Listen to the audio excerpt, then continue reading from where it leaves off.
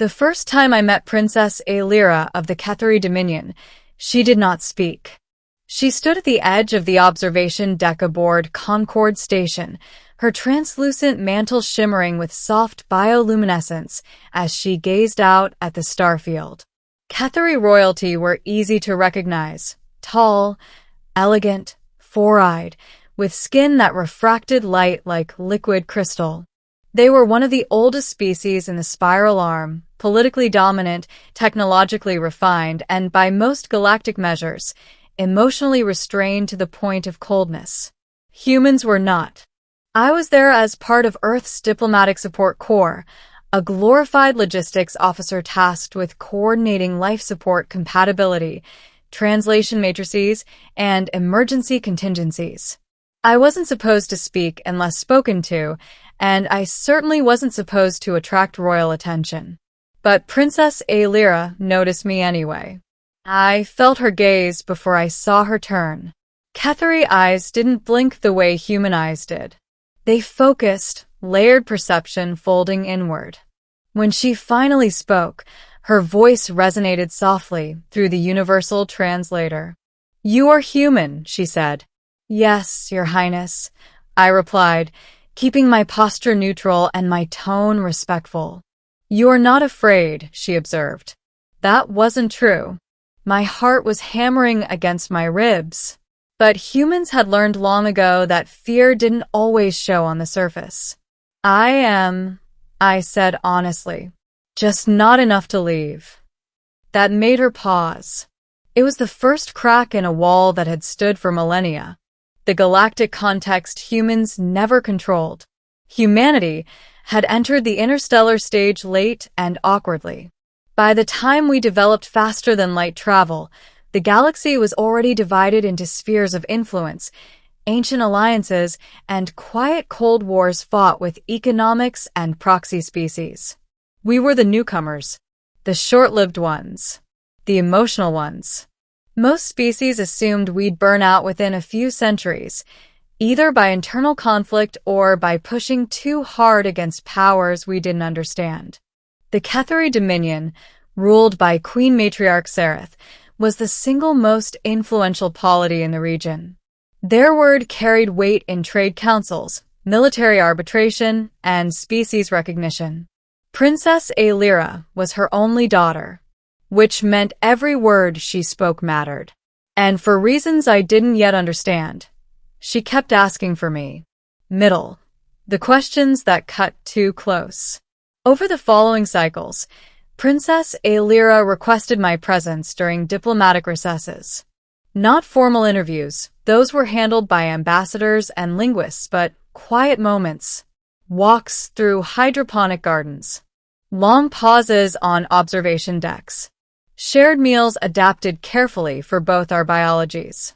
She asked questions no other species asked humans. "Why do your kind volunteer for dangerous assignments?"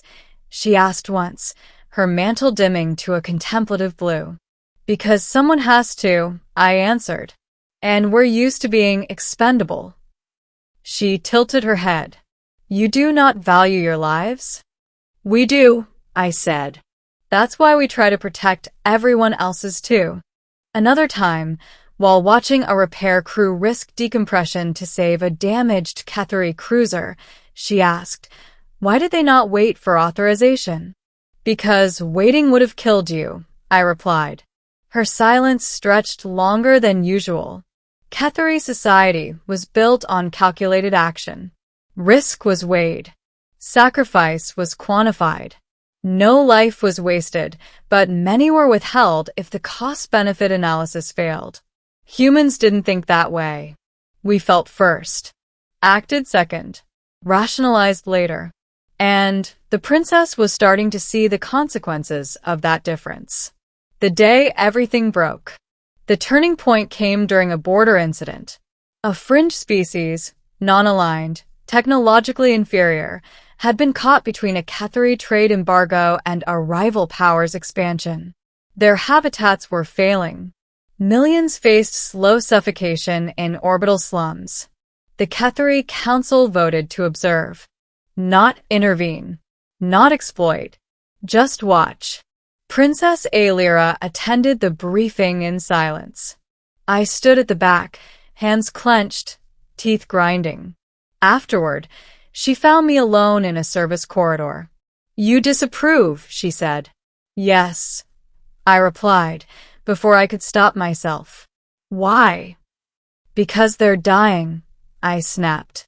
"And because you can stop it." Her mantle flared crimson, a sign of emotional agitation rarely displayed by Cathari royalty. "You assume we should," she said.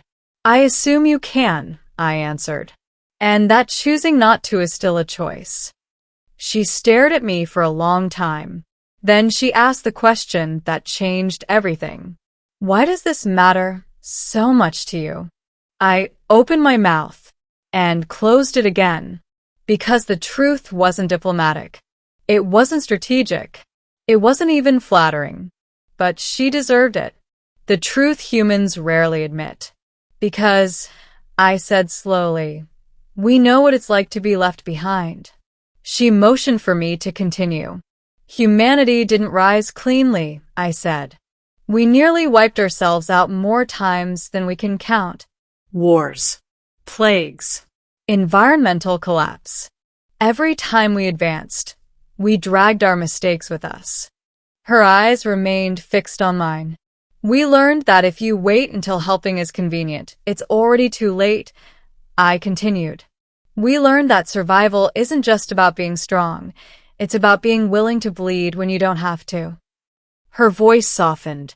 "That is inefficient." "Yes," I agreed. "It is." Silence wrapped around us like vacuum. Finally, she asked, "Is that why your species frightens the council?" I laughed once, quietly. "Probably. We don't optimize for empires. We optimize for people." She turned away, her mantle dimming almost to darkness. That was the moment I thought I'd gone too far. The princess's choice. 3 cycles later, Princess Aelira addressed the Cathari High Council. No one expected intervention. Not from her.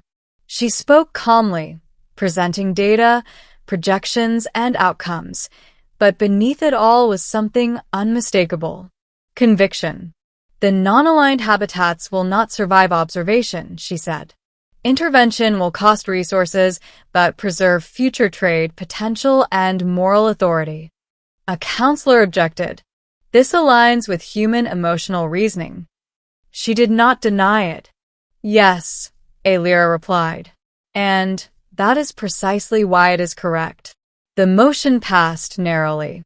Relief operations began within hours. Human crews volunteered immediately. When the princess later found me on the observation deck, she did not ask questions. She said only, "You changed my understanding of strength." "I didn't mean to," I said. "You did," she replied, "by telling the truth." Ending. What the galaxy learned about humans. Years later, historians would debate when humanity stopped being underestimated. Some would point to military victories, others to technological leaps. But among diplomats, there was another answer. It was the moment an alien princess asked a human why, and accepted an answer rooted not in logic, but in lived pain. Princess Aelira would go on to become Queen Matriarch Aelira the Steadfast. Under her rule, the Cathari dominion shifted subtly but profoundly. Intervention replaced observation. Mercy became policy. Strength was redefined. Humans earned a reputation we never planned for.